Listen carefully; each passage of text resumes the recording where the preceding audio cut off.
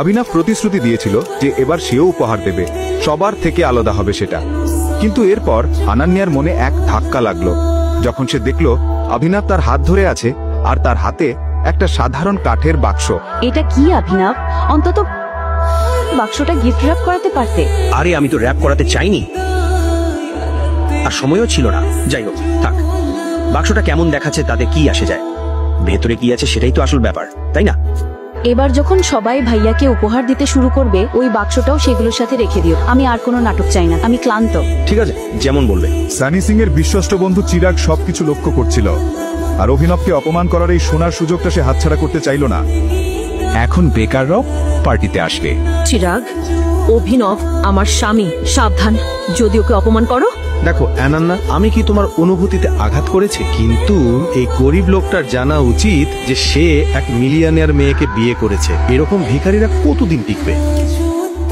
নিজের কাজে মন দাও। আমি এখানে কোনো ঝামেলা করতে চাই না। নিজের সীমার মধ্যে থাকো। ভুলে যেও না যে তুমি কেবল একজন সাধারণ ডেলিভারি বয়। অনন্যাকে বিয়ে করেছো বলে আকাশে উড়ছো? আমি যতটা ওটেজো হতে চাই ততটাই হব, কিন্তু আমি তোমার থেকে অনেক ভালো। আমি সেই লোক নই যাকে বিয়ার কোম্পানি আবর্জনার মতো অফিস থেকে ফেলে দিয়েছিল। ব্যাপারটা একেবারেই উত্তপ্ত হয়ে উঠেছিল। চিরাগের শহরের বড় বড় গুন্ডাদের সাথে অনেক সম্পর্ক ছিল, কিন্তু তবুও সে চিরাগের সাথেই ঝামেলা পাকালো। সব শেষ। আজ রাতটা অভিনবের জন্য ভালো যাচ্ছে না। এটাই তার প্রাপ্য ছিল।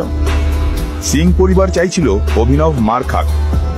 মুহূর্তেই চিরাগ ঘুষি মারার জন্য হাত তুলল, আর অভিনব সঙ্গে সঙ্গে তার হাত চেপে ধরল। এখনো আমাকে মারতে চাও? আমি তোর রক্ত খেয়ে ফেলবো। চিরাগ যখন শোলে সিনেমার সেই পুরনো ডায়লগ বলল, অভিনব তার হাত এমন ভাবে মোচড় দিল যে চিরাগের অবস্থা খারাপ হয়ে গেল, আর ব্যথায় চিৎকার করতে লাগলো। তুমি আমাকে এতটাই ঘৃণা করো, তাই না? যদি আমার হাত তোমাকে ছোঁয়ায় তাহলে এখন তুমি নিজেকেই ঘৃণা করবে। নিজের শক্তির ফলাফল দেখে অভিনব নিজেই হতবাক। হঠাৎ তার এত শক্তি কোথা থেকে এলো? এটা কি আকরামের দেওয়া ক্যাপসুলের প্রভাব? এদিকে চিরাগ মাটিতে গড়াগড়ি খাচ্ছিল ব্যথায়। এটা তুমি নিজেকে কি ভাবো? আজ সানির জন্মদিন, আনন্দ করার দিন। অভিনব রাগী চোখে হারদেবের দিকে তাকালো। যদি আজ তোমাকে মেরে ফেলতে না পারি তবে আমার নাম চিরাগ ওবেরয় নয়।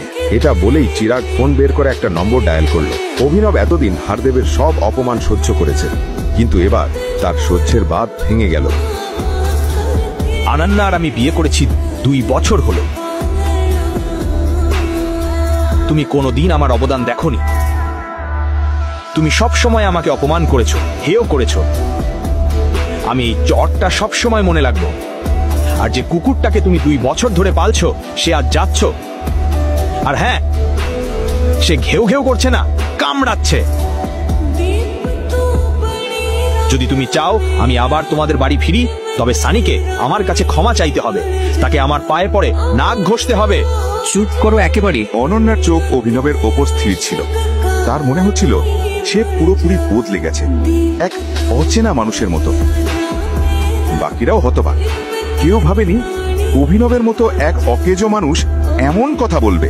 কোথায় যাচ্ছ? ওকে থামাও। কে তোমাকে যেতে বলেছে?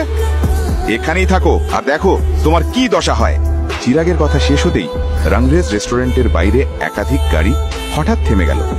অভিনবকে মারার জন্য চিরাগ শহরের সবচেয়ে ভয়ঙ্কর গুন্ডা ইরফানকে ভাড়া করেছিল। ইরফান আর তার লোকেরা ভেতরে ঢুকতেই চিরাগ বলল, ইরফান ভাই, অবশেষে আপনি এলেন। বলো চিরাগ, কি ব্যাপার?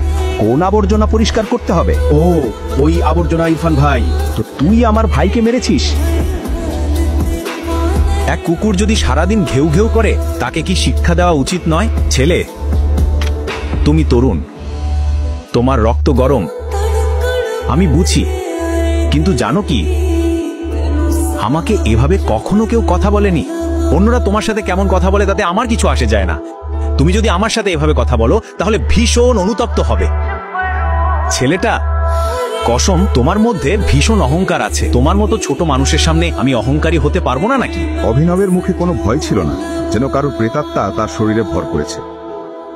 এই লড়াইয়ে অভিনবের আঙুল থেকে একটা আংটি খুলে গেল। সেটা গুড়িয়ে ইরফান ভাইয়ের পায়ের কাছে গিয়ে থামল। যখন ইরফান ভাই আংটিটা তুললো তখন মনে হলো যেন সে জ্বলন্ত কয়লার উপর পা দিয়েছে। সে সঙ্গে সঙ্গে অভিনবের পায়ে পড়ে গেল আর বলতে লাগলো, টাইগার, আমাকে ক্ষমা করে দাও টাইগার, আমি বড় ভুল করেছি। অভিনবের গোপন কি সবার সামনে ফাঁস হয়ে যাবে এখন? তাকে কি সবার কাছে নিজের আসল পরিচয়